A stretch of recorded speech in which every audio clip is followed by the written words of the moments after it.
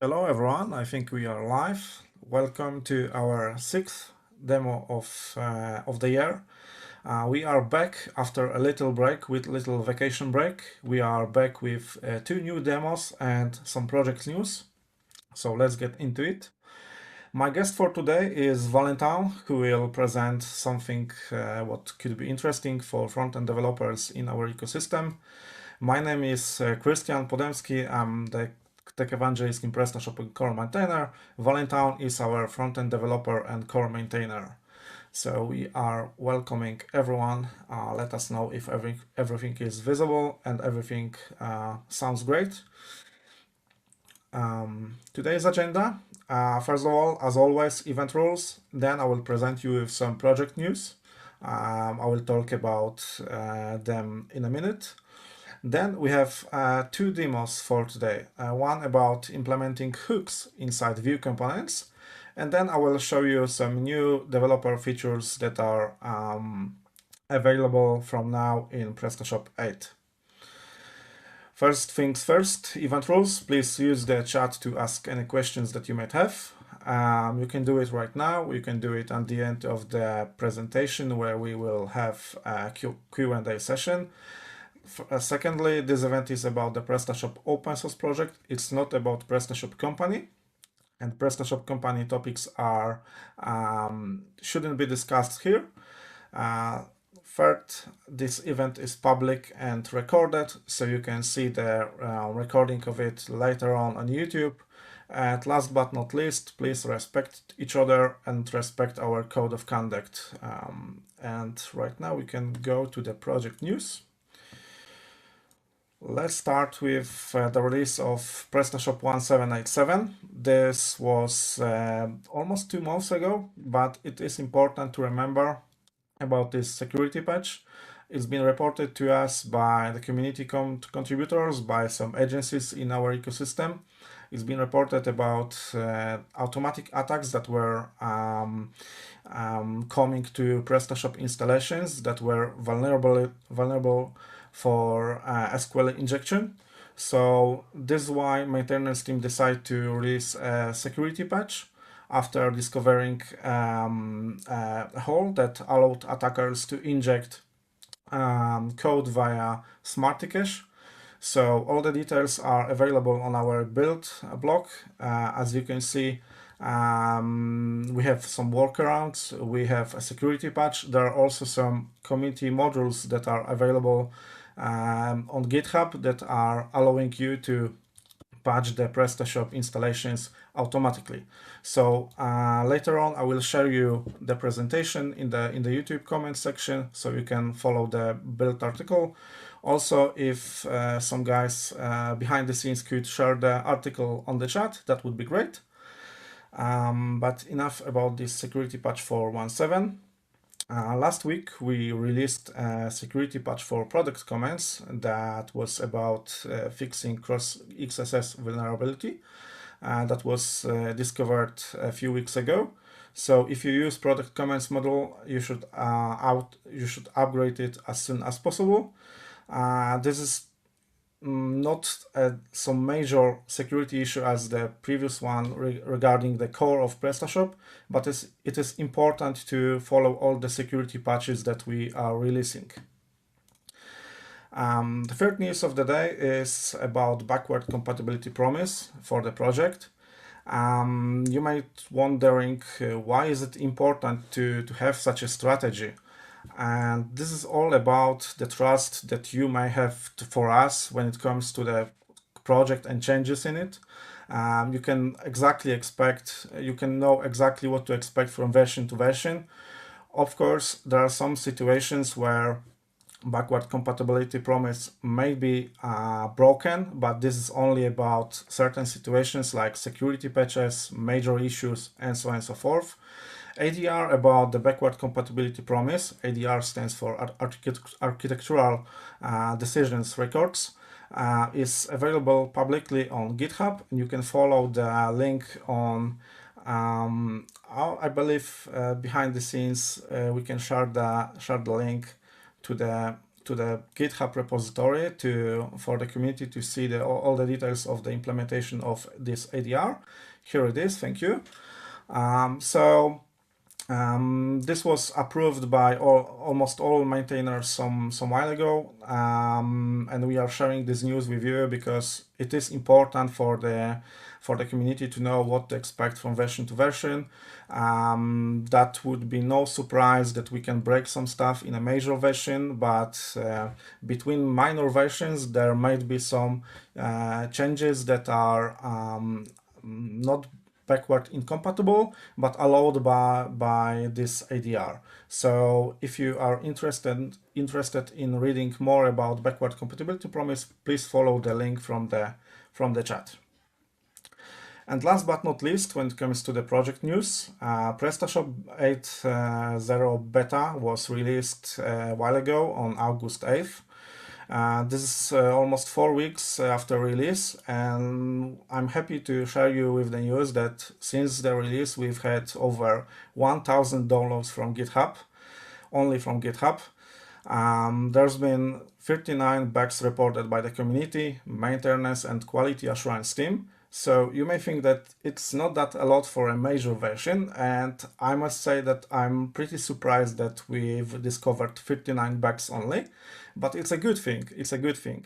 Obviously, the next steps are as follows. We need to fix all the bugs that are release blockers that are not allowing us to release the release candidate version of PrestaShop 8.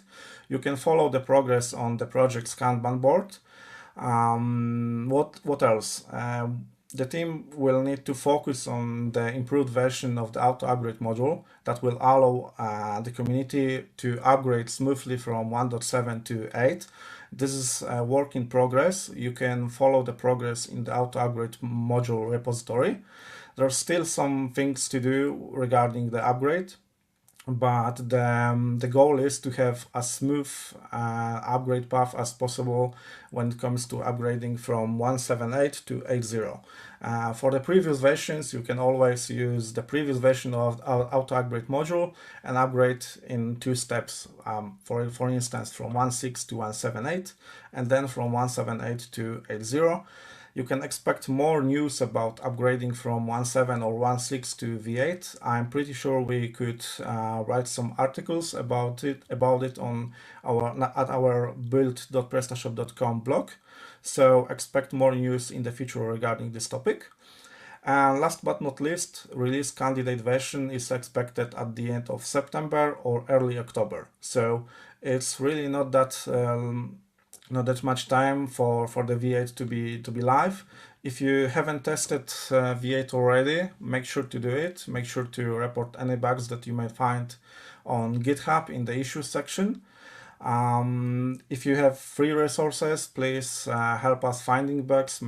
Please help us fixing these bugs so we can share the final version with the community sooner than later. Going into the demos, first demo is from Valentin, who prepared for us a demo showing how we could use hook system in Vue components. So Valentin, I will ask you on the stage. Hello. Thank you, Christian. Hello, everyone. And I'm leaving the stage to you. Okay, thank you. So, what I wanted to talk about today is something that I worked on some weeks ago. First of all, I want to say that this is not something that has been adopted by the project and by the team at all. This is some research and some tests that I did on my own.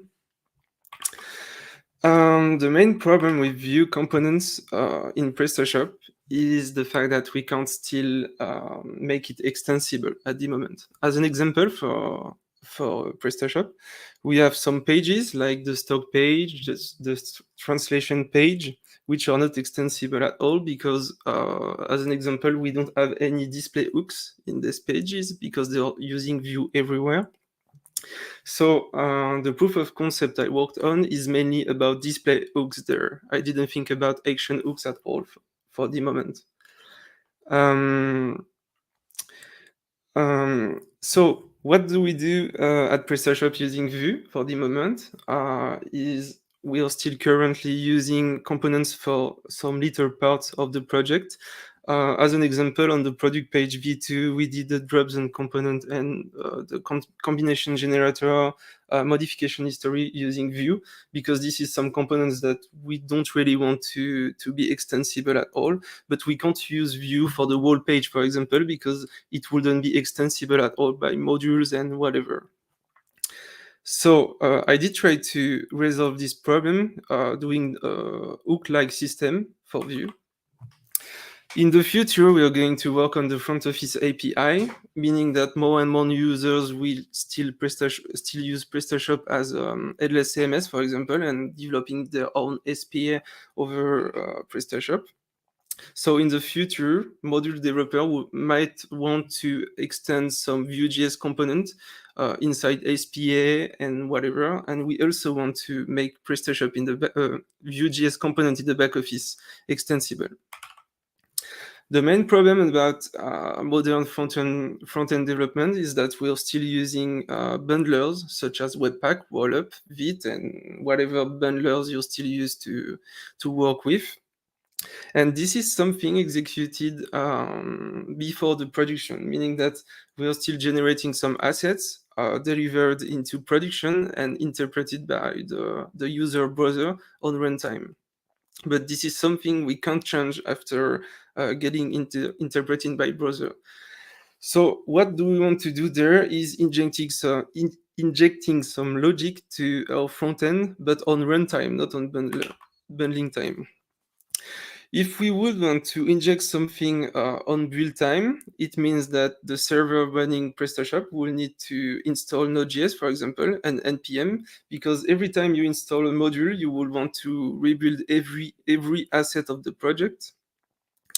And we will need to handle build errors, and meaning that the release assets will be changed after a while. This is not something we want. So another solution would be to inject some logic at runtime, meaning that the default asset wouldn't be generated after a while, and we wouldn't need Node.js and NPM installed on any server running PrestaShop, but we would need to deal with runtime errors, and this is something we have to do. So the basic concept of the proof of concept is that we still have our PrestaShop instance on the left, containing some modules. This is something you know because this is the actual PrestaShop state. And inside these modules, we will have any front-end library components that we would want to support. We will inject it to the hooks we still implemented. Like, for example, if we implemented some hooks in the back office, we would like to inject the logic of this components inside this hook. Or if we add an SPA, for example, implementing some hooks, it will be injected into the hooks of the SPA. So how does the proof of concept work? We still have a hook component with a name as a property. So you already know this kind of components because this is the way the current display hooks works. It's named, it's stored in the database, and then it's injected into the hook. And inside this component, we are still using a network request component. This is a component calling the modules from the JavaScript modules from the PrestaShop modules with an HTTP call. It could be probably called somewhere else, not only using HTTP calls, but this is something I didn't try yet. And actually, currently, the hooks are still listed into a JSON file, but this is something which could change in the future. For example, every hook could be listed into the database and could be retrieved from the server before getting called.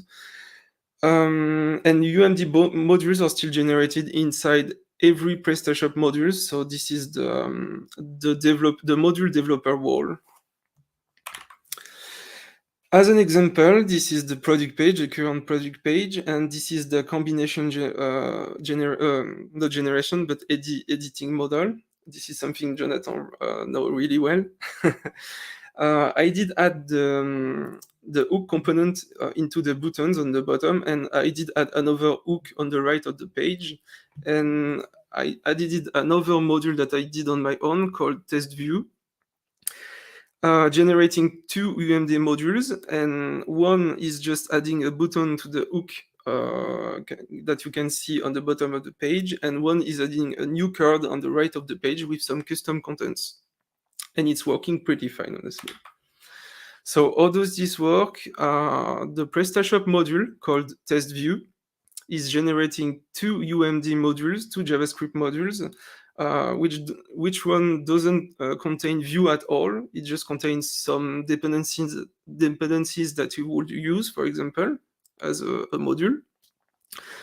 We have a hooks.json file, which is used to detect which modules want to be hooked anywhere on the page. And we still have some custom hook named as display edit combination sidebar, for example, display edit combination buttons, and whatever you would like to name it. Every module getting injected into some view places in the back office or in a SPA, for example, can get some props from the parent where it is getting injected. For example, as a PrestaShop core, we would like to provide some states, for example, some props to any hooks that you could use as a module. For example, if you are on the order page, there is you could have the list of the orders or whatever. It can also use some states. For example, if you are a Vue.js developer using Vue 3, you can still consume the provide inject API, meaning that any parent component could provide any states to every component injected into these hooks. And I did try to use some store. A store is a big place where you have a lot of states and you can consume in any component of Vue or React or whatever modern library you're still using. And I did test with Pinia, exposing the whole store to a global object. It's working pretty fine. Any components getting injected can still consume any store. That's pretty cool. After a while, we need to think about the action hook. We need to find a way to customize a more algorithmic logic to the front end. Maybe this is something we won't think about because in JavaScript you have some systems that could be used for this, but this is something we need to think about because it's already existing inside PrestaShop.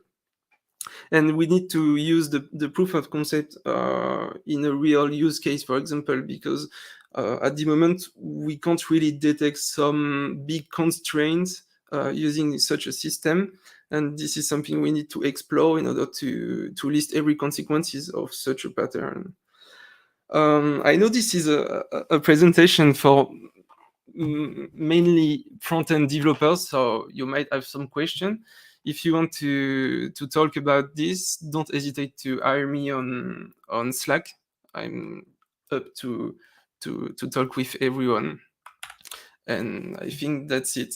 Maybe I'll do some more demo in the future regarding this because I find it pretty cool. Thanks, Thank you, everyone. Valentin. Thank you, Valentin, for your presentation. Yeah, it's technical presentation mostly for front-end developers, but I think Vue.js is becoming more and more popular in our ecosystem. So having these components more flexible would be a game changer. So if you happen to be a front-end developer working on Vue.js stuff inside our ecosystem, feel free to reach out to Valentin or anyone else in our team to give feedback about Valentin's presentation. Thank you, Valentin, for your time and Thanks. presentation. And now we can go back to our next demo for today. And I will be presenting some new developer features that are available in PrestaShop 8. I will share my screen right now because this is a live demo, hoping to not having any demo effect. Let me share my screen. All right, here we are. I hope that you can see something on your screen because I've zoomed in a screen a little just for you to have everything more readable on the screen. And we can start from first things. First of all, you are seeing right now a dashboard for the PrestaShop 8. As you can see, we have debug mode enabled. And first thing that I would like to share you is information that PrestaShop 8 is fully compatible with PHP 8 and PHP 8.1. If we go to the information section right now, where we see the PHP version, we can see that current PHP version is 7.4. But let's open up a terminal. Let's switch really quickly to 8.1.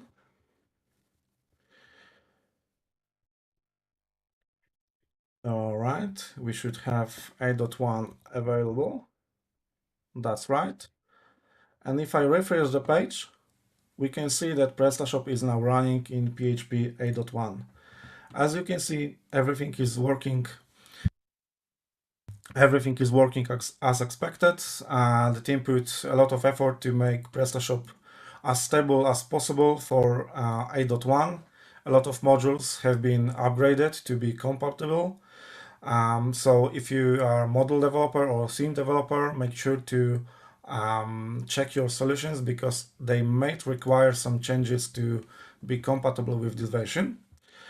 Other than that, when it comes to the technical stuff, PrestaShop 8 is based on Symfony 4.4 LTS version that stands for long-term support.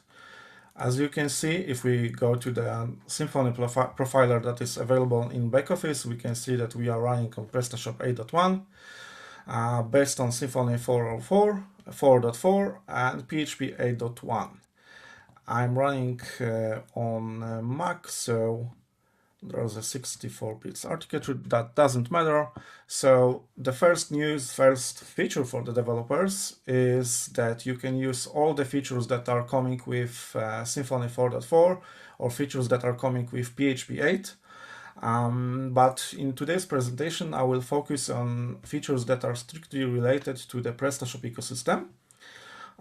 Starting with the new feature that is allowing you to use the patch method for web service. This is not a feature that this is a feature that was been awaited for a long time. So I will show you a little demo right now. Opening my Postman, which will help me to demonstrate you how it works. As you can see, I have my web service key created. I have enabled PrestaShop web service. And if we edit the permissions for the key, we can see the new method, the new resource that has been added to the PrestaShop 8. It's a patch method, which allows you to only update what is really needed to update. And I will show you a real quick example right now. Previously, if we wanted to update the product via our web service, we had to get the product like this.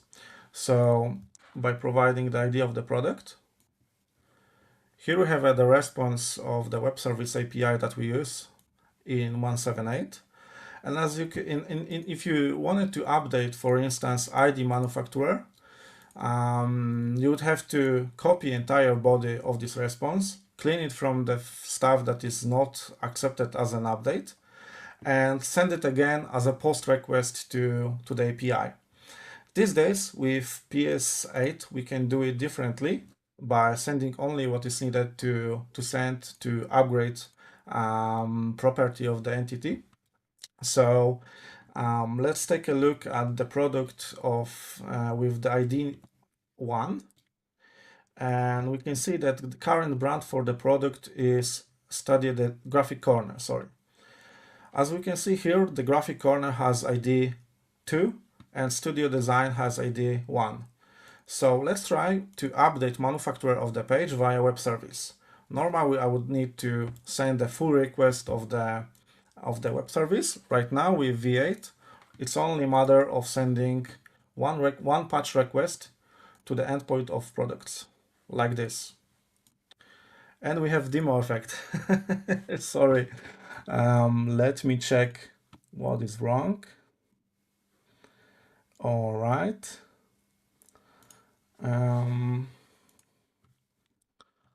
Yeah, this is how the demo effect looks like.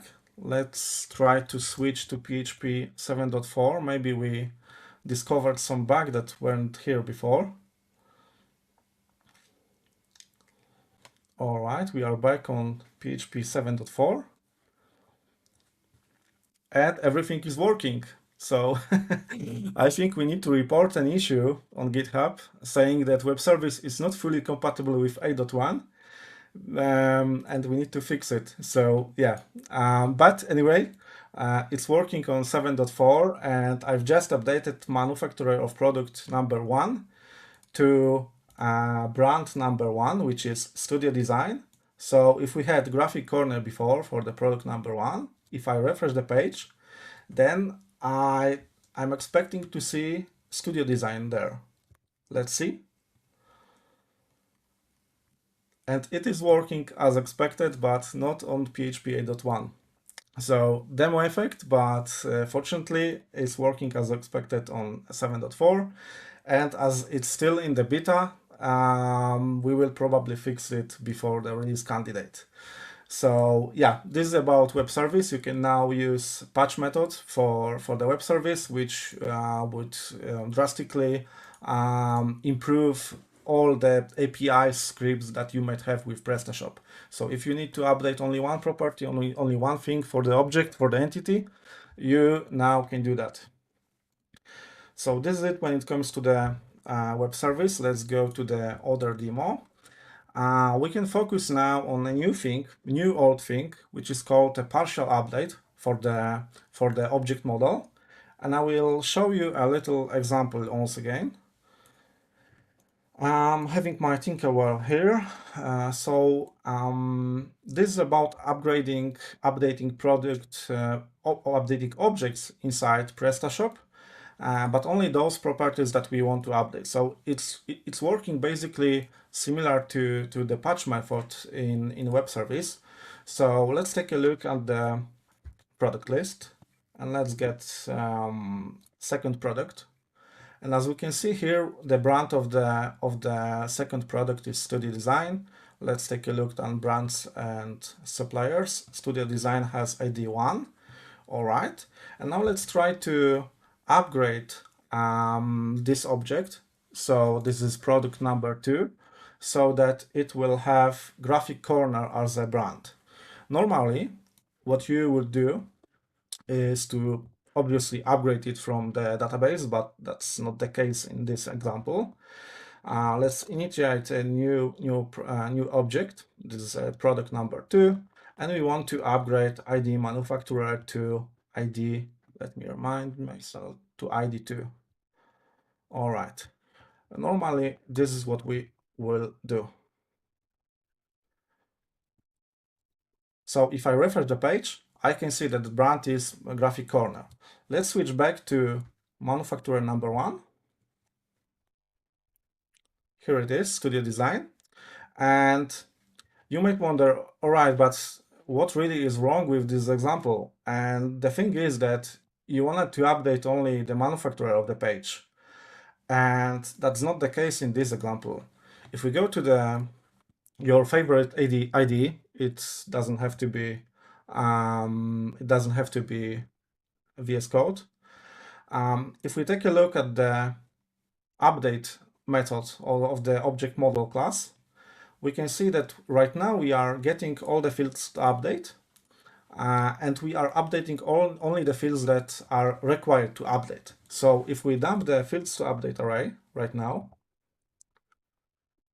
and we go back to Tinkerwell, if we run this code again, we can see that even though we wanted to upgrade only manufacturer of the product, we actually getting the entire product object and update every single thing from this table, from this object.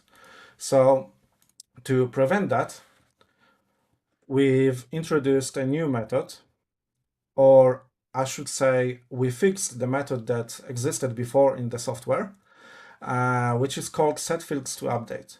And here, this method, this function accepts array of the fields that you really want to upgrade. So if I only want to upgrade manufacturer of the product, I can set the key, which is the name of the field I want to upgrade, set it to true. And if I upgrade, sorry, this should be an array like this. All right. If I set ID manufacturer to, let's see, studio design 1. All right. So let's try to switch to graphic corner, which is 2. Let's see. And take a look at the response that we have. As you may remember, we have a dump of the fields to update in our object model class.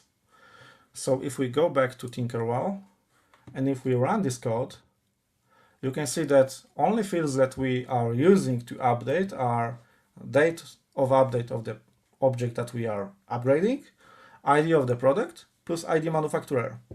So there's no more all the fields populated to the database if it is not needed. And this is not the best feature that this method has. Imagine that you are working on a module that is hooked to the, for instance, hook action product update. And your module is, for instance, changing the price of the product. Your module is changing the price of the product only if the ID manufacturer has changed or is different than it was expected, and so on and so forth. So you don't really need all the data from the product object. You only care about the ID manufacturer, and it's different than expected. You should run your code. So normally you should get your product object and see what are the fields for the object.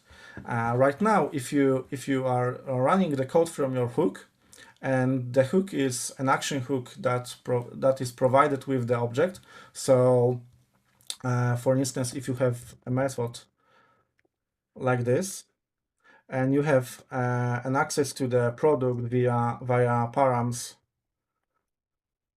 product, for instance, it wasn't really possible to tell what fields have changed when the action occurs in the software. Right now, you can use a new method, which is called get updated fields. Sorry.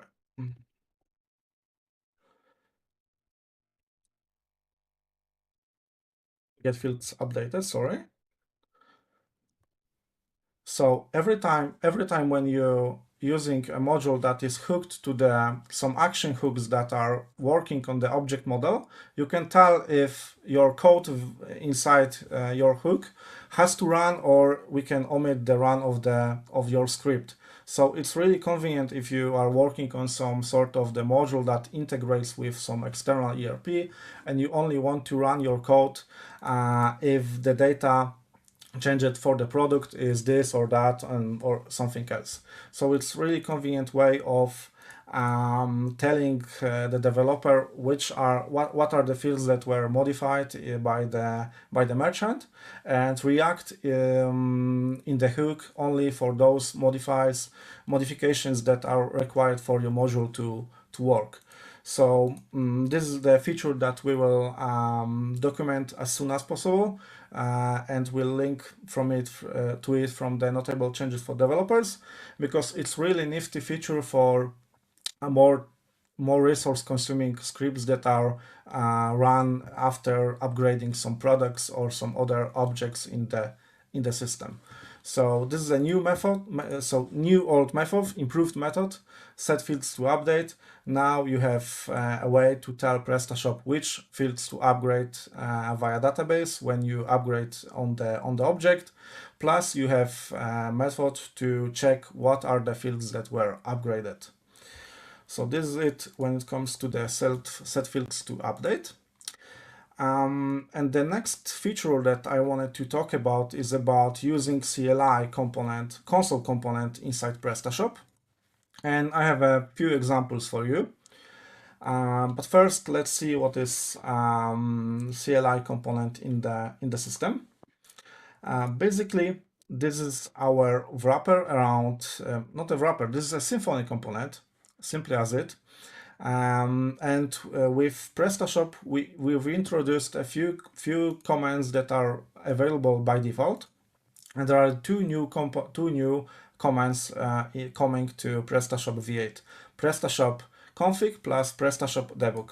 I will show you a really quick example on how it looks in the real life example.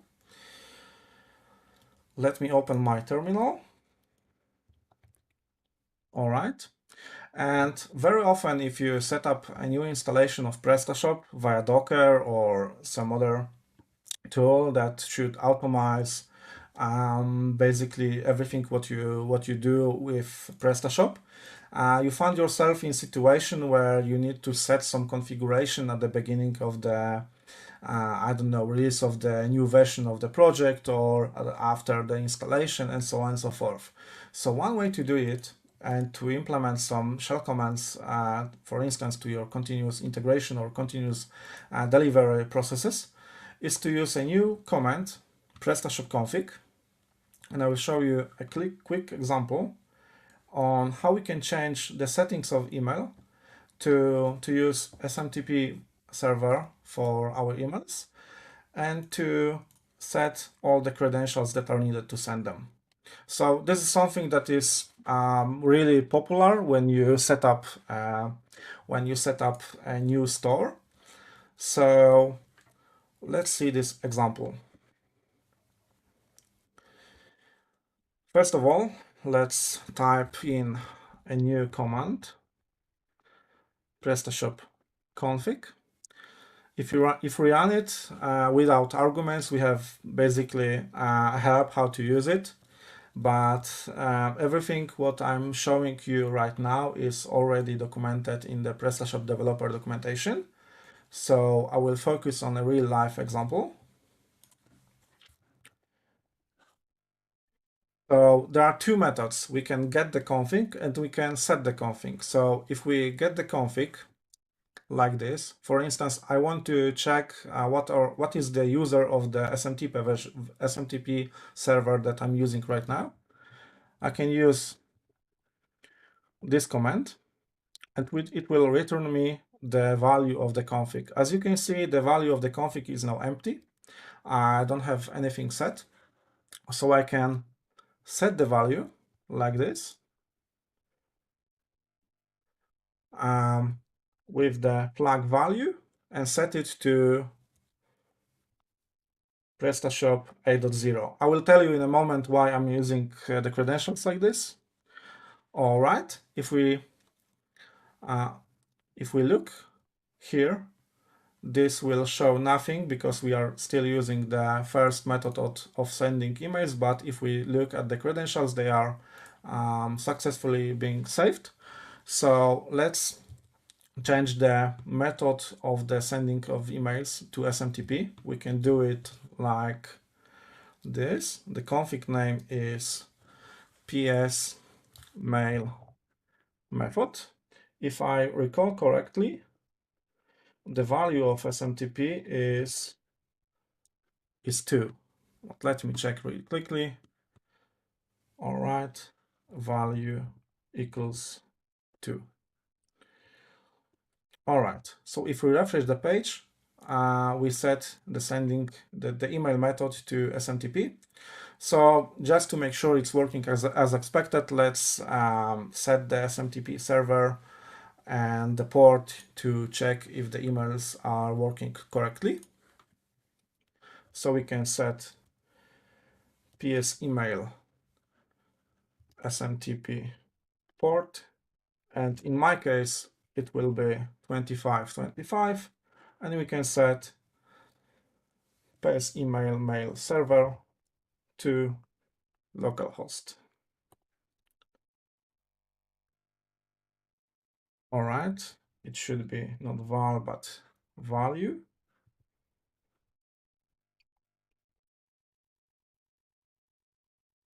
Voila. If we refresh the page, we can see that everything has been set properly.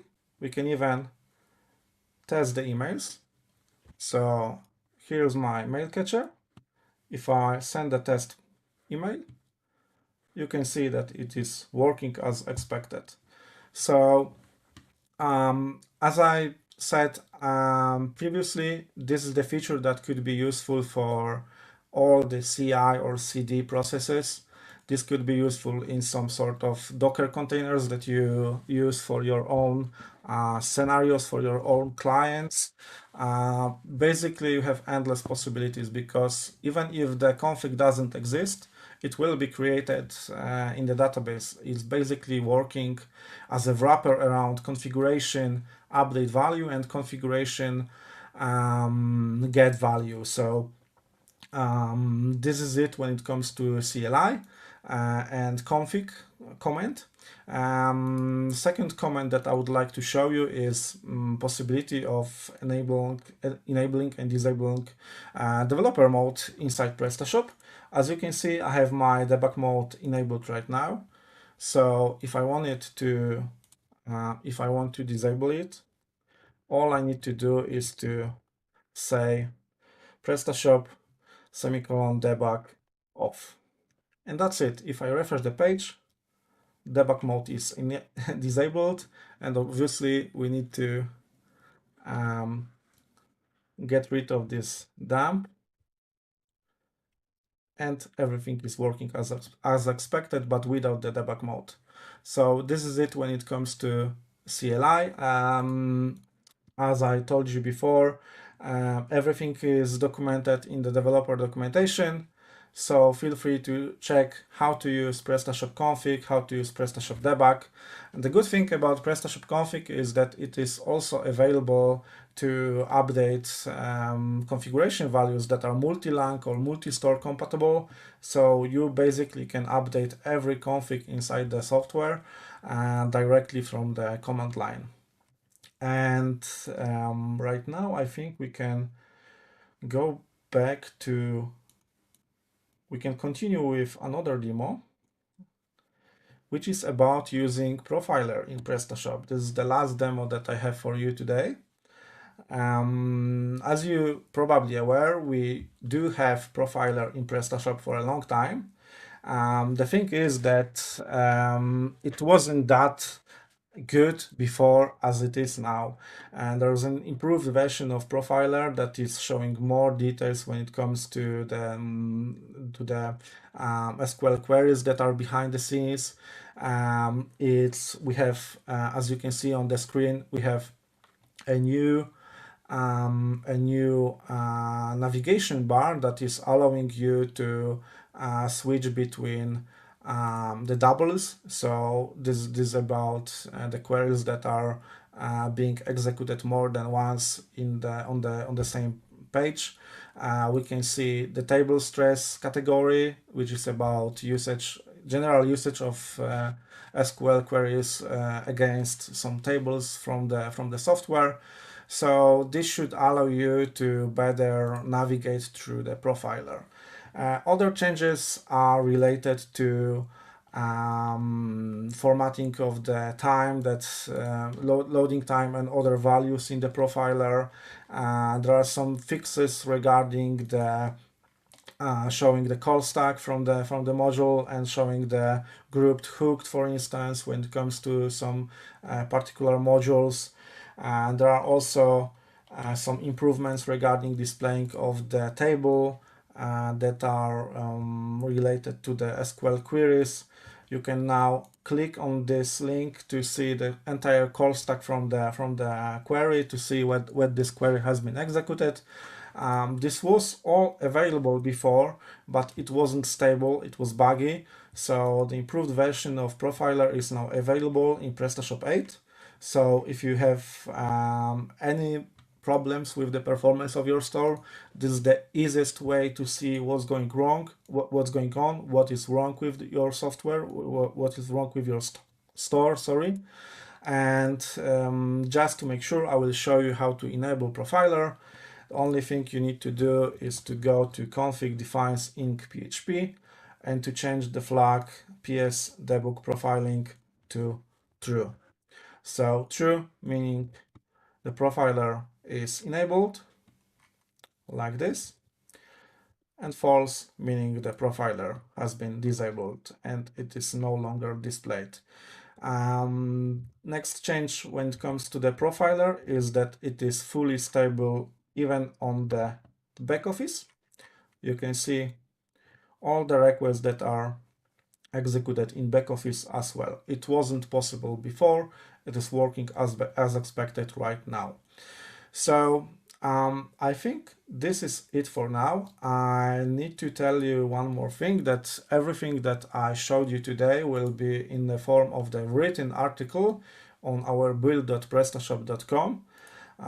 So you would have a chance to read about these new features, and as well as have all the links to the developer documentation grouped in one place. So this is it from me. If you have any questions, let me know. I will now switch to the chat, and I will ask on stage everyone who is with us today from the team. So Valentin, I will ask you on the stage. We have also with us today Pablo Borovic, who is VP of Open Source Project in PrestaShop. Hello, Pablo. Hi, And we everyone. have also Mathieu Fermin, who is manager of the open source team in PrestaShop. Hello, Mathieu. Hey. So maybe I will stop sharing my screen. We will come back to the presentation. Do we have any questions? I believe some people were asking what kind of tools you were using for debugging live. All Is it right. Okay. Tinkerbell? Yeah, this is the Tinkerbell. I'm using Tinkerbell because simply I'm lazy and I like this tool.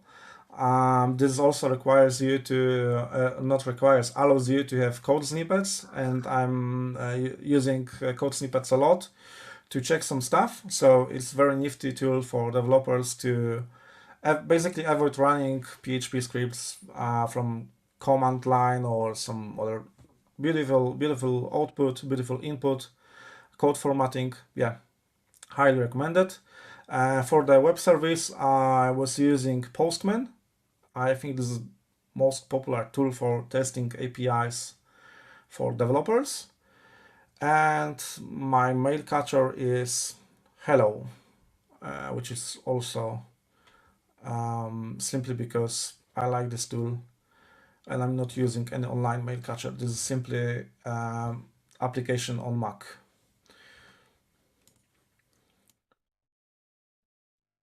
I see one question. All right, this is a good question, Daniel, I believe.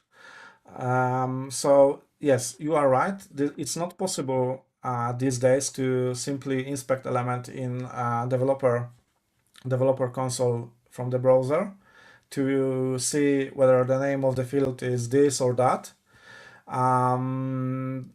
There are two ideas. One being to document basically all the native configurations that are in the software, to describe what is the use of them, what are the values that we can use.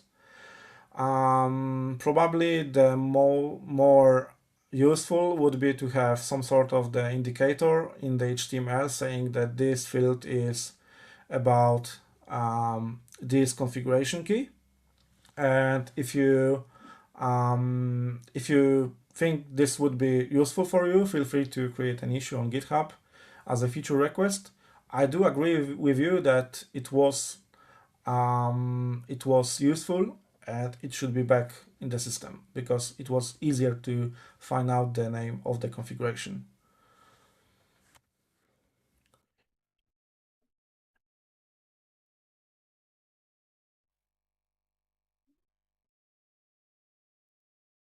All right. I don't I see don't many think we have questions. any. Yeah. Just for audience, I think it would be very interesting if you guys think up questions in advance, so that you can just ask them as you enter the room, so that we have things to discuss at the end. I think it would be interesting for the whole community. I think there's another question that popped up. Yes. Are we planning to make any changes on the module part? Will the legacy administration be removed? So I guess it's basically about helper form, helper list, and other stuff. Pablo, maybe you would like to talk about it. Basically, it's related to horizontal migration part. I don't know if the question is really about horizontal migration, but we can talk about that. In the distant future, the idea is that once the whole back office will be finally migrated to Symfony, then the legacy admin controllers will be completely removed, as the same goes for all the systems that support those controllers, like helper form, helper list, and so on. The question is when. For now, it's too far in the future for my own liking. So we recently launched a new way of migrating pages, and that will allow us to both accelerate the migration to Symfony in terms of switching all the controllers to Symfony, while maintaining layers of the system pretty much intact. So by reducing the scope of the migration, at least in the first stage, this will allow us to go faster into removing all components. In particular, the first layer that I would like us to remove is the controller part. And the horizontal migration is about that. It's about migrating the controllers while still using Smarty and the helpers, so that we can start by deprecating the controller itself and the dispatcher, and maybe other components that I'm not thinking about right now. So that will be the first part. The advantage of that is that would also make it easier for developers who are used to using admin controllers and helper forms and helper lists to use them within Symfony controllers, at least on the first stage of the migration, because as you know, any controller that is used in the back office, for now we have two, which are the admin controllers and Symfony controllers. Both can be used by modules. We recommend using Symfony controllers, but Symfony controllers use a whole different stack than admin controllers. With the horizontal migration, at least during the transition phase, that might last for a couple versions, you will be able to use Symfony controllers with all the advantages of using Symfony controllers, like services, like router, like the Symfony profiler, and so on, while continuing to use the same views that you used before with Smarty, and the same tools that you used before, like helper list and helper form.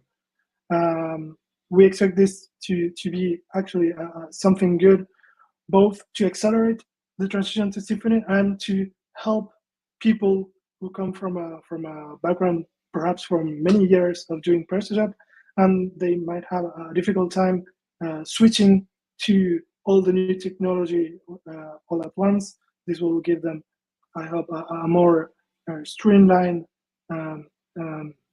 learning curve to to start using the new technology as we progress.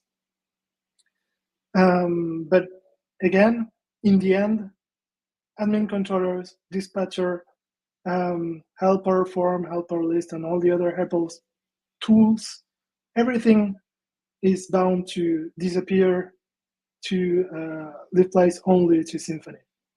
But this is in the distant future. Thank you, Pablo. So yeah, it's sunsetting of these legacy tools are not on the horizon right now. We do have a question from Bruno regarding the issue. I believe it's about the web service and about securing web service. So you can enable key dedicated to web service by only for a certain host or IP. I think we've discussed it already with Pierre, who was then back in time security manager in PrestaShop project. But yeah, Bruno, if you have any more feedback regarding this issue, feel free to comment in the issue.